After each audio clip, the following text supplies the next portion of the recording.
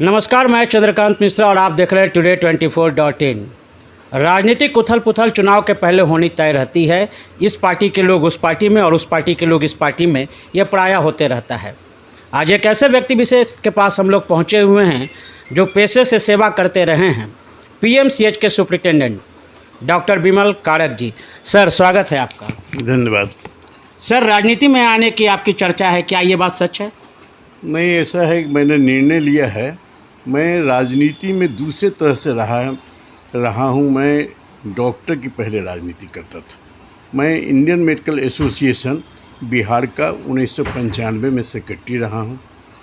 1919-20 में मैं स्टेट का प्रेसिडेंट रहा हूँ और वर्तमान में मैं सेंट्रल वर्किंग कमेटी जो ऑल इंडिया का है उसमें मैं मेंबर हूँ, जिसमें 8 मेंबर हुआ करते हैं।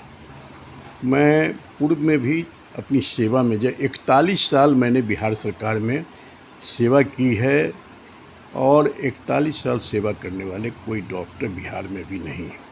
मैंने पिछले 25 तारीख को रिज़ाइन किया कॉन्ट्रैक्चुअल सेवा से और पूर्व में मैं माननीय मुख्यमंत्री श्री नीतीश कुमार जी के साथ 79, 80 और 81 में युवा जनता के सेक्रेटरी के रूप में, सदस्य के रूप में, जो प्रेसिडेंट थे, मैंने काम किया।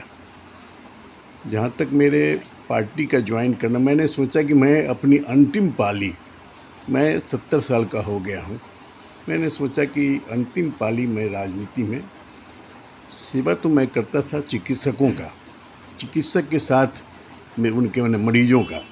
मैं जब सुप्रिंटेंडेंट था पटना मेडिकल कॉलेज में, तो दुर्भाग्य कहिए या सौभाग्य, 2019 में सुप्रिंटेंडेंट था, 2013 में डिप्टी सुप्रिंटेंडेंट था, 1920 में 21 में ये कोविड जब आया तो पहली मरीजा जो आई उसका नाम था एकता यादव। वो वुहान से आई थी। एकता यादव इंजीनियरिंग की स्टूडेंट थी और उसके बाद मरीजों का ये रहा। वो बहुत ज़्यादा उछलती कूदती थी, एक छपरा के हेडमास्टर साहब की लड़की थी। और दुर्भाग्य कहिए कि जिस रूम में आप बैठे हैं, 21 में मैं जब रिटायर कर रहा था तो अंतिम पेशेंट मैं खुद था। इसी रूम में मैंने वेंटिलेटर वो लगा के, सब चीज़ लगा के, और उसके बाद मैं यहाँ पर नीचे वो बेड रखी हुई है सामने में, वो बेड को उसी काम में यूज़ करता था। क्योंकि मैं डीडीओ था तो मेरे साथ दिक्कत थी कि मैं बिना साइन किए हुए मेरा कोई भी मने पैसा निकलता नहीं था। तो मैं ग्लव्स पहन के मैं साइन करता था यहाँ पर। कभी कभी सिग्नेचर जब डिफ़र करता था तो मैंने बैंक में, मेरे ब्रदर हैं तो वो आते थे, बोलते थे कि थोड़ा सा इसको फिर से ठीक कर दीजिए। तो हम राजनीति में या जो भी कहिए समाज सेवा, 1968 में जब मैंने मैट्रिक पास किया था तो 68-69 में मैं कर्पूरी जी का पोस्टर साटा करता था और उस समय शहीद सूरज नारायण सिंह, हुकुमदेव नारायण यादव भी थे। तो मंगनी लाल मंडल जी, जिन्होंने मुझे राजनीति में आगे बढ़ाने का काम किया, जो अभी गए हैं अपनी पत्नी के साथ, तो उन्होंने मुझे ड्राफ्टिंग सिखलाया, बोलना सिखलाया। आज जो भी मैं दो टूटी फूटी भाषा में जो मैं बोल लेता हूँ उसमें उन लोगों की देन है। मेरा बैचमेट था देवेंद्र यादव, सुरेंद्र यादव। मेरे साथ जितने लोग थे सब राजनीतिक हो गए, मंत्री हो गए, एमपी हो गए, मैं डॉक्टर हो गया। लगता है कि सर सवाल ही मेरा गलत हो गया कि हमको ये पूछना चाहिए था कि सर आप डॉक्टर कैसे बन गए, जब शुरू से आपके अंदर ये पॉलिटिक्स का कीड़ा था। देखिए, डॉक्टर बनने का है कि मेरे दादाजी टीचर थे, मेरे फादर डेवलपमेंट अफसर थे। मेरे दादाजी की इच्छा थी कि मैं डॉक्टर बनूँ और मेरे परिवार के लोग डॉक्टर बने। जब मेरे पिताजी ने कहा कि बेटा सब भाई डॉक्टर हो, विनय कारक, प्रदीप कारक, हमारी इच्छा है कि जितने मेरे पोते पोतियां हैं उसको भी तुम डॉक्टर बनाओ। तो राजनीति में रह के, मैं एक्टिव पॉलिटिक्स में रहकर तो इस काम को नहीं करता। आज के दिन में मेरे घर में जॉइंट फैमिली में 10 बच्चे और बच्चियाँ, 7 लड़का 3 लड़की, और सभी डॉक्टर, और 3 हम लोग भाई भी डॉक्टर हैं। तो उसके चक्कर में जो इंसान 2 पाँव पर, जो इस पे नाव पे पैर रखता है ना, नहीं बड़ा पॉलिटिशियन हो सकता, नहीं बड़ा डॉक्टर हो सकता। सर, कर्पूरी ठाकुर जी का आपने नाम लिया, नीतीश जी का आपने नाम लिया, तो ये इशारा बिल्कुल साफ है कि आप पार्टी में जदयू पार्टी की ओर रुख कर रहे हैं। जरूर, मैं जदयू में, मैं तो समाजवादी युवजन सभा का मेंबर रहा हूँ। अच्छा। और मैं समाजवादी रहा हूँ और हम जेल में भी रहे हैं। मैं 75 के मूवमेंट में हूँ। जितने भी नेता आज आपको नज़र आ रहे हैं वो सब उसी के प्रोडक्ट हैं। कोई आरजेडी में है, कोई जेडीयू में है, कोई बीजेपी में है, सबके साथ हम काम किए हैं।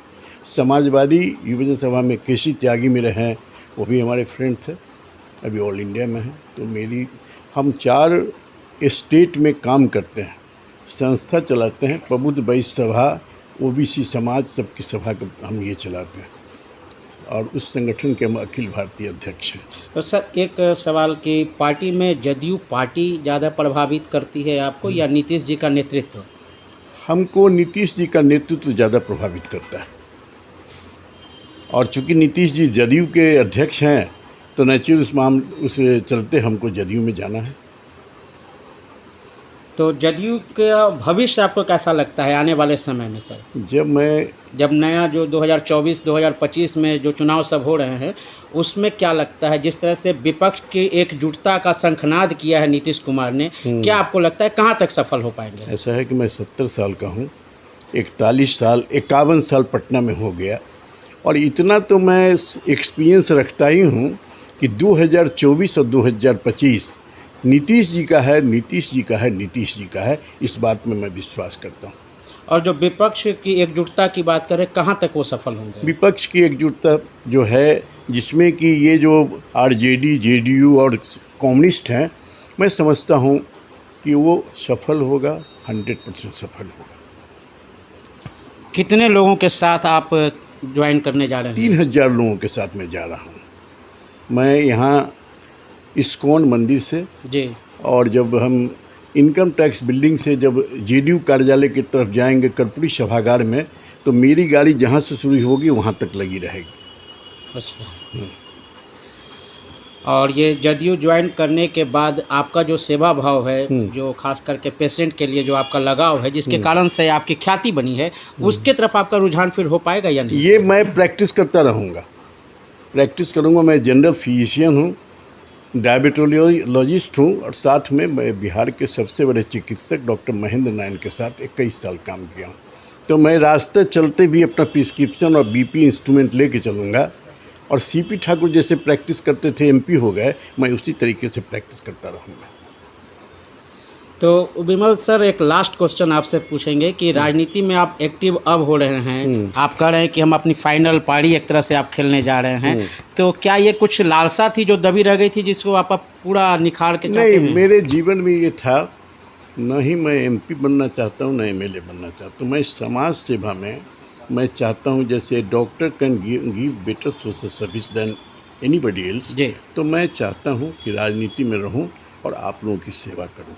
मेरा कोई लालसा नहीं है, न ही नीतीश जी से मिल के मैंने कहा है कि मुझे आप एमपी एमएलए बना दीजिए, चाहे हमको कोई बोर्ड का चेयरमैन बना दीजिए, ये मैंने नहीं कहा और मैं उसकी लालसा भी नहीं रखता हूँ। चलिए, आपने इतना समय दिया, बहुत बहुत धन्यवाद सर। तो ये थे डॉक्टर बिमल कारक। महत्वाकांक्षा है या नहीं है, सेवा भाव कितना है, ये तो आप समझ सकते हैं, क्योंकि पीएमसीएच में सुपरिटेंडेंट पद से ये सुशोभित रहे हैं। त्यागपत्र देने के बाद भी राजनीति में आ रहे हैं और इन्होंने साफ तौर पे ये भी कहा है कि राजनीति में ये नए नहीं हैं। कर्पूरी ठाकुर का ये पोस्टर साटते थे, ये उनका इतिहास है। और वैसे व्यक्ति विशेष आ रहे हैं, जदयू को ज्वाइन कर रहे हैं, कुमार से प्रभावित हैं, क्यों ये भी उन्होंने बताया, और क्यों पार्टी को वो ज्वाइन कर रहे हैं ये भी बताया। और सबसे बड़ी बात यह है कि इन्होंने कहा है कि 3000 लोगों के साथ ये जदयू ज्वाइन करने जा रहे हैं। एक डॉक्टर के साथ इनकी लोकप्रियता तो बनती ही है, अब देखना यह है कि डॉक्टर बिमल कारक कितने अच्छे राजनेता साबित होते हैं। इसी तरह की तमाम खबरों से जुड़े रहने के लिए आप हमारे चैनल को लाइक करें, शेयर करें और सब्सक्राइब करें। आपके तमाम सवालों की जवाब की जीत के साथ मैं Chandrakant Mishra, today24.in। Thank you. Video को लाइक करें, शेयर करें, सब्सक्राइब करें और तमाम तरह की खबरों से जुड़ने के लिए बेल आइकन को ज़रूर दबाएं। धन्यवाद।